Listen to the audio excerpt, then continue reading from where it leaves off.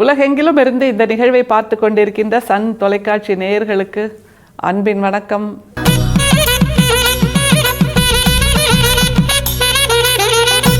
நம்ம எல்லாருக்குமே நிறைய சித்தர்களோட அந்த வாழ்வியல் முறை, அவர்களுடைய படைப்பிலக்கிய முறை, அவர்களுடைய ஆன்மநேய முறை, அவர்களுடைய ஆன்மீக முறை, இப்படி எல்லாமே நிறைய தெரிஞ்சு வச்சுருக்கோம். அதில் குறிப்பாக சித்தர்கள் ஆன்மீகம், ஆன்மநேயம், இதை தாண்டி உடலை எப்படி ஓம்புவது அப்படிங்கிறதே நமக்கு நிறைய சொல்லி கொடுத்துருக்காங்கல்ல. உடலை வளர்த்தேன் உயிர் வளர்த்தேனே அப்படிங்கிறது திருமூலர். அப்படின்னா உடல்ங்கிற அந்த கருவி மூலமாகத்தான் நாம் இந்த உலகத்தில் செய்யக்கூடிய எல்லா கடமைகளையும் செய்ய முடியும். அப்போ இந்த உடலுக்குரிய மரியாதையை அதை நாம் கொடுத்தாக வேண்டும். அந்த மரியாதையை எப்படி கொடுக்கறது? என் உடம்பை நானே தினமும் குனிஞ்சு 3 தடவை கும்பிட்டுக்கணுமா அப்படின்னா அப்படியெல்லாம் இல்லைங்க. இதெல்லாம் சிறுபிள்ளைத்தனமான விளையாட்டுகள். அப்படி இல்லை. எதிரில் இருக்கக்கூடிய உடலில் இருக்கக்கூடிய ஆன்மா என்பது இறை என்று நாம் உணர வேண்டும். எனவே நாம் எப்படி மரியாதைக்குரியவராக உணர்கிறோமோ அதே போன்று எதிரில் இருப்பவரும் மரியாதைக்குரியவர் தான். அவரை வணங்குவதால் எனக்குள் இன்னமும் அதிக வெளிச்சம் வருகிறது என்பதை உணர்த்தியவர்கள்தான் சித்தர்கள். அதை தாண்டி இந்த உடலை நாம் வாழ்கின்ற காலம் வரைக்கும் எப்படி பேணி பாதுகாப்பதுங்கிறத வள்ளல் பிரான் பொது வாழ்வியல் முறை என்பதாக நமக்கு கொடுத்திருக்கிறார். அதுதான் மிக முக்கியம். இன்றைக்கி நம்ம பார்க்க போகிற அந்த உரைநடையில் எப்படியெல்லாம் நம்முடைய உடலை பாதுகாத்து கொள்வதுங்கிற சில பல பழக்க வழக்கங்களை சொல்லி தருகிறார்.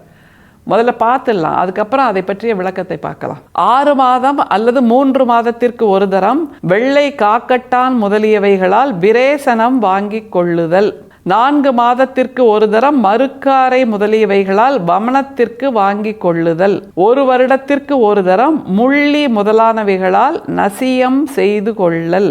இதில் வள்ளல் பிரான் சாதாரண விதி, பொது விதி, சிறப்பு விதி அப்படின்னு 3 விதிகளை உரைநடையில் கொடுத்துருக்கார். அந்த பொது வாழ்வியல், பொது ஒழுக்கவியல் அப்படிங்கிற பகுதியில் இந்த 3ஐயும் கொடுக்குறாரு. அதில் இப்போ நம்ம பார்க்குறது பொது விதின்னு வருது. பொது விதினா இல்லறத்தில் இருப்பவர்கள், துறவரத்தில் இருப்பவர்கள் எல்லோருக்குமான விதிகளை பொது விதின்னு கொடுக்குறாரு. ஏன்னா வள்ளல் பிரான் இல்லறத்தில் இருப்பவர்களுக்கு ஒரு விதமான உணவு பழக்கம், துறவரத்தில் இருப்பவர்களுக்கு ஒரு விதமான உணவு பழக்கத்தை கொடுத்தார். சித்தர்கள் எல்லாருமே அப்படி தான் கொடுத்தாங்க.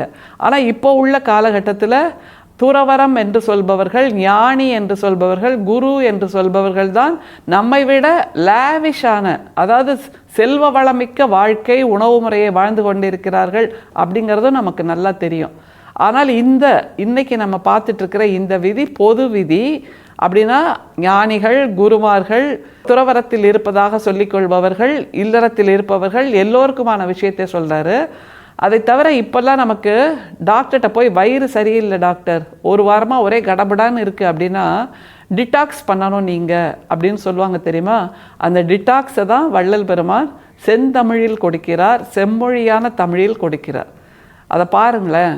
6 மாதம் அல்லது 3 மாதத்திற்கு ஒரு தரம் வெள்ளை காக்கட்டான் முதலியவைகளால் விரேசனம் வாங்கி கொள்ளுதல். விரேசனம் அப்படின்னா வயிற்றை சுத்தம் செய்தல்னு அர்த்தம். நம்ம தமிழில் இல்லாத வார்த்தைகளா? நம்ம இந்த உரைநடை படிக்கும்போது இவ்வளவு செழுமையான ஒரு மொழியாக நம்முடைய தமிழ் மொழி இருந்திருக்கிறது. அதை நம்முடைய சித்தர்கள் மருத்துவ மொழியாகவும், விஞ்ஞான மொழியாகவும், அறிவியல் மொழியாகவும் நமக்கு மாற்றி கொடுக்கிறார்கள்ங்கிற அதையும் நம்மால் புரிஞ்சுக்க முடியுது. அப்போ சித்தர்கள்ங்கிறவங்க வெறுமே சாமி கும்பிட்றது எப்படி, இறை வழிபாடு செய்வது எப்படி, அதை மட்டும் சொல்லித்தரல. இந்த மாதிரி அறிவியல் உண்மைகளையும் நமக்கு சொல்லி கொடுத்திருக்கிறார்கள்ங்கிறத நம்மால் புரிஞ்சுக்க முடியுது. விரேசனம் குறித்து வைத்துக் கொள்ளுங்கள், புரிந்து வைத்துக் கொள்ளுங்கள். விரேசனம்ங்கிறது வயிற்றை டிடாக்ஸ் செய்கின்ற முறை. எவ்வளோ அழகான சிந்தனை இல்லை? இப்போ ஆங்கில மருத்துவத்தில் அல்லது 21ஆம் நூற்றாண்டில் டிடாக்ஸ்ன்றத சொல்கிறோம். ஆனால் விரேசனம் என்பது நம்முடைய செந்தமிழில், செம்மொழியான தமிழில் காலம் காலமாக பயன்படுத்தப்பட்டு வந்திருந்த வார்த்தை. அந்த வார்த்தை நமக்கு தெரியலைங்கிறது நம்முடைய குறைபாடை தவிர மொழியின் குறைபாடே கிடையாது. செம்மொழி என்கின்ற நம்முடைய தமிழ் எல்லா விதமான தொழில்நுட்ப, அறிவியல், விஞ்ஞான, அறிவு இயல் மொழியாக இருக்கிறது என்பதற்கு வள்ளல் பிரானோட இந்த வார்த்தை ரொம்ப முக்கியமான சாட்சி. அதனால் வெள்ளை காக்கட்டான் முதலியவைகளால் விரேசனம் வாங்கி கொள்ளுங்கிறார். உடனே போய் நம்ம இஷ்டத்துக்கு இதை பண்ணிட முடியாது. சித்த மருத்துவர்களிடம் கலந்து ஆலோசித்து நீங்கள் இதை செய்யலாம். வெள்ளை காக்கட்டான்ங்கிறது பூ கட்டி விற்பாங்கல்ல, அவங்கள்ட்ட போய் மல்லிகைப்பூ ஒரு முழம் கொடுமா அப்படின்னா, அம்மா இன்னைக்கு மல்லிகைப்பூ இல்லைம்மா காக்கட்டான் இருக்குது வாங்கிக்கிறீங்களா அப்படின்னு கேட்பாங்க. மல்லிகை பூவை போலவே இருக்கும், ஆனால் மல்லிகை பூவின் மனம் இருக்காது. அதுதான் காக்கட்டானோட குணம். அந்த காக்கட்டானை வைத்து செய்யப்படக்கூடிய சித்த மருத்துவம், அதை வைத்து தான் இந்த சித்த வைத்தியத்தை சொல்கிறார். அதனால் நான் போனேன், காக்கட்டான் பூ வாங்கிட்டு வந்தேன், சாப்பிட்டேன் அப்படின்னு செய்திடாதீங்க. அதற்கு உரிய முறையில் செய்ய வேண்டும் என்று வள்ளல் பெருமான் சொல்லித் தருகிறார். அதை சித்த மருத்துவத்தில் பூக்களும் கூட மருந்தாக பயன்படுகின்றன என்பதற்கான ஒரு சான்றுதான் இந்த வெள்ளை காக்கட்டானை கொண்டு விரேசனம் வாங்கி கொள்ளுது. சரி, வயிற்றுக்கு சொல்லியாச்சு. அடுத்து ஒன்று சொல்றார் பாருங்க. 4 மாதத்திற்கு ஒரு தரம் மருக்காரை முதலியவைகளால் வமனத்திற்கு வாங்கி கொள்ளுதல். வமனத்திற்கு அப்படின்னா வயிற்றையோ உடம்பையோ சுத்தம் செய்யறது. எப்படின்னா, ஒன்று வயிற்றின் கழிவுகளை வெளியே தள்ளுவது ஒன்று. வமனத்திற்கு அப்படின்னா வாய் வழியாக வெளியே கொண்டு வருது. வாந்தி எடுத்தல்னு சொல்லுவோம்ல, வாய் வழியாக கொண்டு வரலாம், கழிவாக வெளியே நீக்கலாம். அப்படியான வாய் வழியாக கொண்டு வருவதற்கு வமனம் என்று பெயர். என்ன அழகான தமிழ் வார்த்தைங்க இதெல்லாம். தொலைச்சி நிற்கிறோம், அது இருக்குது, பயன்படுத்தாமல் நிற்கிறோங்கிறதான் வருத்தத்திற்குரிய ஒரு விஷயம். இனிமையாவது பயன்படுத்துவோம். இதில் ஒரு பூவை சொல்கிறார் பாருங்களேன். 4 மாதத்திற்கு ஒரு தரம் மருக்காரை முதலியவைகளால் வமனத்திற்கு வாங்கி கொள்ளுதல். உடனே இது என்னங்கிறத நீங்கள் சித்த மருத்துவர்கிட்ட தான் போய் தேடி பார்த்து கேட்கணும். அந்த மருக்காரை என்கின்ற சித்த வைத்தியத்தின் மூலமாக குடலில் இருப்பது, வயிற்றில் இருப்பது, சிறுகுடல் பெருங்குடல் எல்லாவற்றிலும் தேங்கி இருக்கின்ற கழிவுகள் எல்லாம் வாய் வழியாக வெளியே வந்துவிடும். அதுதான் ரொம்ப முக்கியம். முந்தையெல்லாம் சின்ன வயசில் பாட்டிமார்கள்லாம் வயிற்றில் புழு இருக்குங்கிறதுனால வேப்பம் எண்ணெய், வேப்பம் கொழுந்து இதையெல்லாம் வச்சு மஞ்சளை வச்சு அரைச்சி உருட்டி உருட்டி அந்த பேர பிள்ளைகள் பின்னாடி ஓடுவாங்க. எதுக்குன்னா 6 மாதத்துக்கு ஒரு தடவை இதை சாப்பிட வச்சு வயிற்றில் இருக்கிற பூச்சியெல்லாம் புழுவையெல்லாம் வெளியில் எடுக்கணுங்கிறதுக்காக ஒரு ஓட்டப்பந்தயம் நடக்கும். பேரம்பேத்திகள்லாம் ஓடுவாங்க, பாட்டிமார்கள்லாம் பின்னாடி இந்த வேப்ப உருண்டையை வச்சுட்டு ஓடுவாங்க, வேப்ப எண்ணெயை வச்சுட்டு ஓடுவாங்க.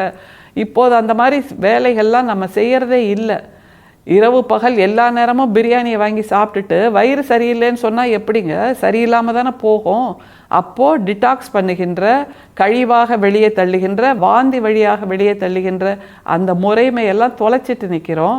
சித்த வைத்தியத்தை பின்பற்றுவதால் அதையெல்லாம் மீண்டும் செய்ய முடியும் என்பதை வள்ளல் பெருமான் தன்னுடைய இந்த உரைநடையில் பொது விதியாக கொடுக்கிறார். அதுதான் ரொம்ப முக்கியம். பொது விதிங்கும் போது எல்லாருக்குமான விதியாக இது இருக்கிறது. அடுத்து ஒன்று சொல்றார் பாருங்க.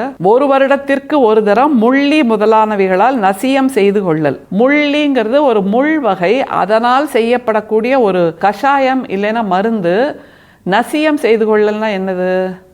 சரி, வாய் வழியாக கொடுத்தாச்சு, கழிவு வழியாக கொடுத்தாச்சு, மூக்கு வழியாக அந்த காலத்து முறைமைகளில் மூக்கு வழியாக இன்னமும் கூட கேரள சித்த மருத்துவம், கேரள முறைப்படியான மருத்துவத்தில் மூக்கு வழியாக மருந்தை உள்ளே விட்டு சுத்தம் செய்வார்கள். அதைத்தான் நசியம் என்று சொல்கிறார்.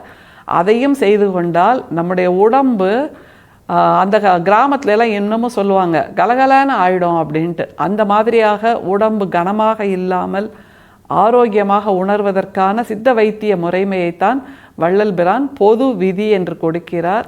அந்த பொது விதி எல்லாருக்குமான விதி, நாமும் பின்பற்றுவோம். அருட்பெரும் சோதி, அருட்பெரும் சோதி, தனிப்பெரும் கருணை, அருட்பெரும் சோதி. மீண்டும் சந்திப்போம். நன்றி, வணக்கம்.